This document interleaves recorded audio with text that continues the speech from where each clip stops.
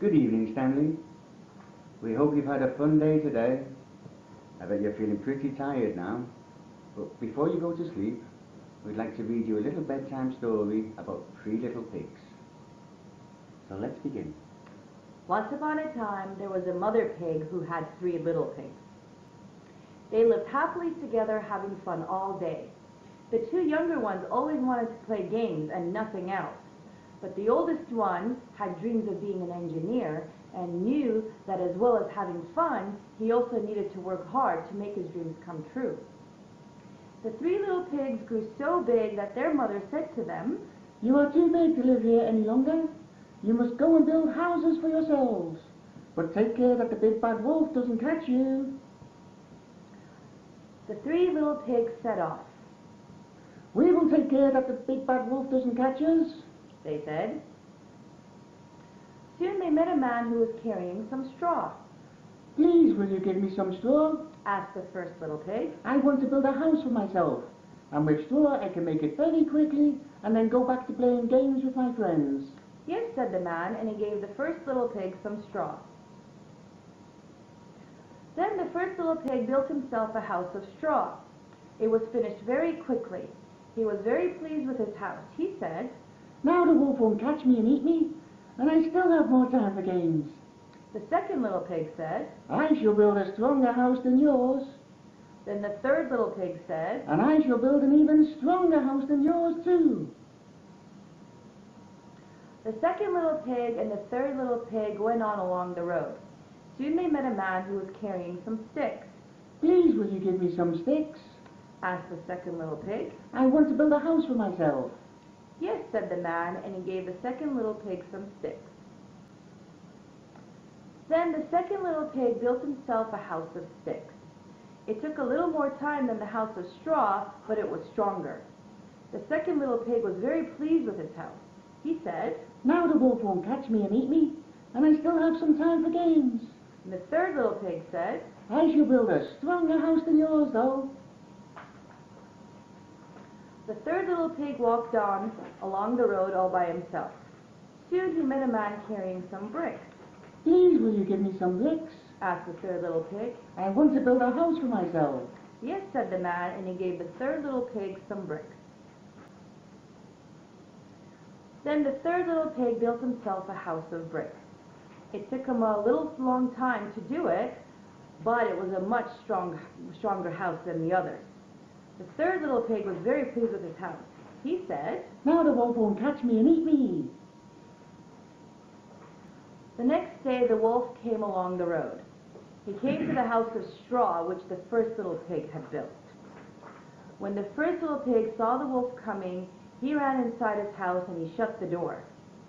The wolf knocked on the door and said, Little pig, let me come in." and the little pig said, "No, no, by the hair of my chinny chin chin, I won't let you in." Then the wolf said, "Then I'll huff, and I'll puff, and I'll blow your house down." So he huffed, and he puffed, and he huffed and he puffed.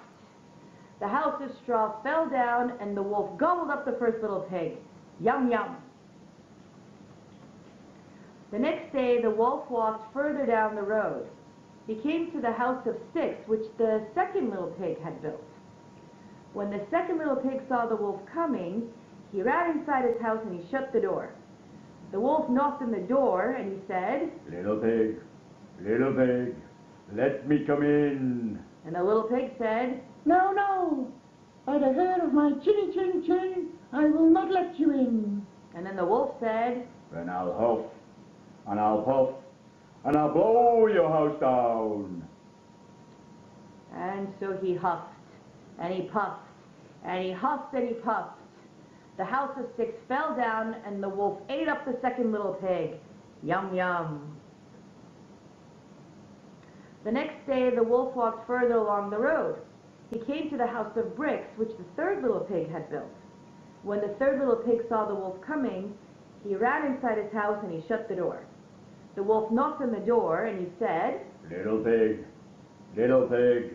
let me come in." and the little pig said, "No, no, By the hair of my chinny chin chin, I will not let you in.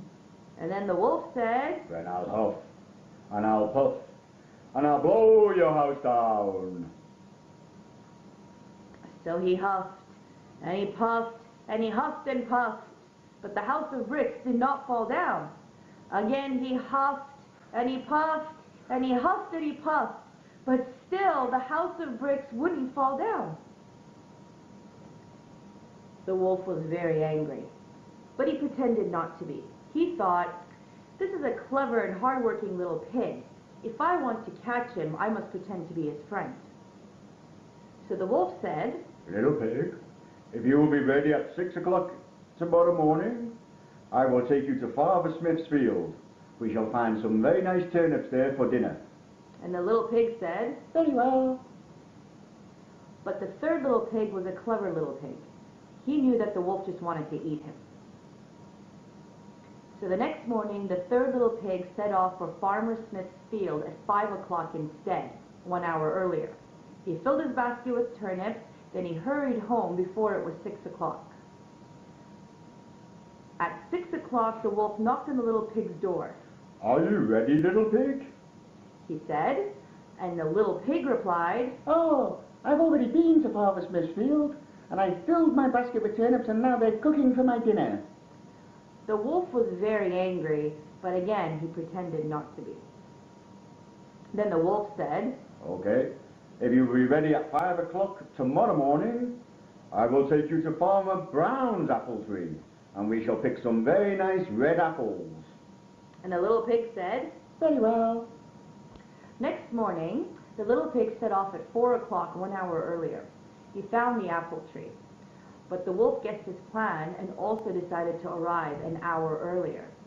The little pig was up in the tree picking apples when the wolf came along. The little pig was very frightened, but he pretended not to be. He said, These are fine apples, Mr. Wolf. Here, I'll throw you one. he threw down an apple, but it rolled away down the road, and the wolf ran after it. Then the little pig jumped down from the tree while the wolf chased the apple. He ran all the way home and shut his door quickly. The wolf was very angry, but still he pretended not to be. He went to the little pig's house and knocked on the door. Little pig, He said, if you will be ready at 4 o'clock this afternoon, I will take you to the fair. We will have some fun on the swings and roundabouts. Very well. said the little pig. At 2 o'clock, the little pig set off for the fair 2 hours earlier in case the wolf arrived earlier. He had great fun riding on the swings and the roundabouts. Then he bought himself a butter churn. It looked like a big barrel. As the little pig was going home, he saw the wolf coming up the hill. The little pig was very frightened, so he jumped inside his butter churn. The butter churn began to roll over and over down the hill. It rolled faster and faster, and it knocked the wolf down. The wolf did not know what had knocked him down. He was very frightened, so he ran away as quickly as he could. The little pig jumped out of his butter churn and carried it home. The next day, the wolf came and knocked on the little pig's door. He said, Little pig, I did not go to the fair yesterday. A great big thing came rolling down the hill and knocked me over. and the little pig said, Ah, that was me, inside my butter churn. When the wolf heard this, he became very, very angry. He said, Little pig, I'm going to eat you up now. I'm going to climb down your chimney and I'm going to get you. the little pig was very frightened, but he said nothing. He put a big pot of water on the fire to boil. The wolf climbed on the roof. Then he began to come down the chimney. The little pig took off the lid from the pot, and into the pot the wolf fell with a big splash, and that was the end of the wolf. So you see, the third little pig was just too clever for him. And that is why the little pig went on to be a great and famous engineer and married the most beautiful girl in all the land. And they all lived happily ever after. So Stanley, hope you enjoyed our story. Now it's time for you to go bobies. So give your mother a big hug and a big kiss from the both of us, and she'll tuck you in. So sleep tight, sweet dreams. We love you and we miss you. Love you, Stanley. Good night. Good night. Night.